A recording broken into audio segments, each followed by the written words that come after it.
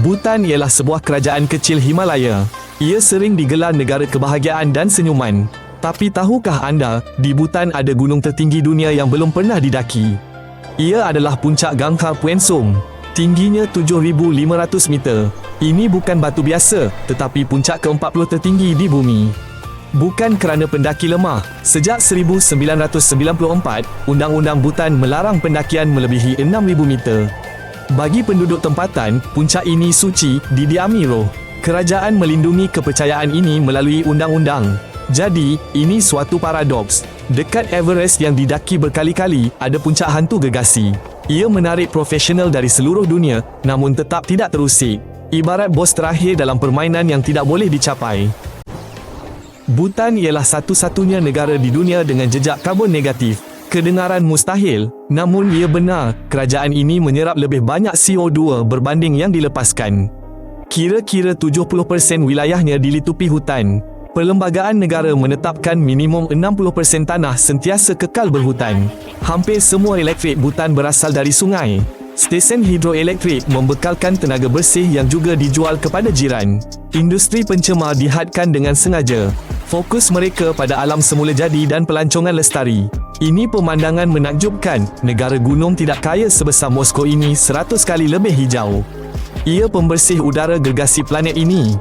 Atas sebab ini, Bhutan dihormati oleh ahli ekologi sedunia. Di kampung Bhutan, falus besar terang di dinding rumah segera menarik perhatian. Ini bukan grafiti, tapi tangkal dihormati usir roh jahat dan malang. Tradisi dari Sami abad ke-15, Drupa Kunli, digelar si gila dewa. Sami ini ejar atasi takut dengan tawa, berani, serta syorkan falus dilukis, diukir untuk halau iblis. Di bandar Bhutan, adat ini pudar. Di pedalaman, ia warisan negara dihargai.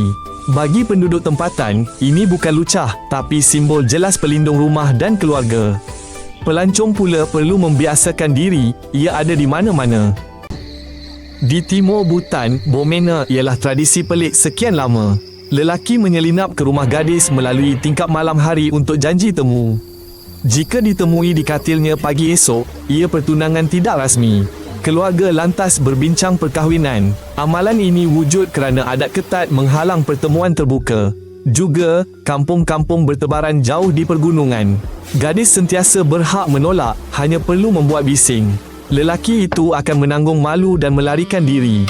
Kini tradisi ini hampir pupus, dikritik kerana penyalahgunaan. Belia berkenalan secara moden. Namun, kisah cinta Bhutan bermula dengan kunjungan senyap melalui tingkap ini kedengaran seperti dongeng lama. Di pergunungan tinggi Bhutan, sistem keluarga unik masih ada. Beberapa abang-adik berkahwin seorang wanita. Kedengaran pelik, tetapi ada logik ekonomi yang jelas di sebaliknya. Perkahwinan ini elak pembahagian tanah dan ternakan.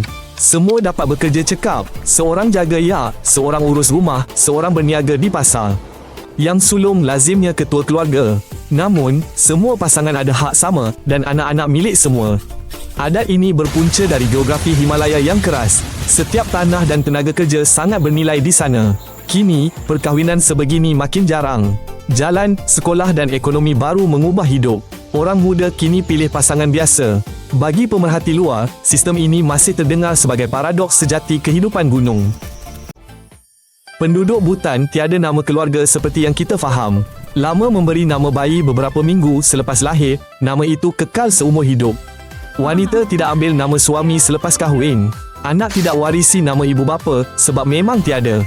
Namun, ada gabungan dua nama peribadi yang diulang oleh ribuan orang di seluruh negara.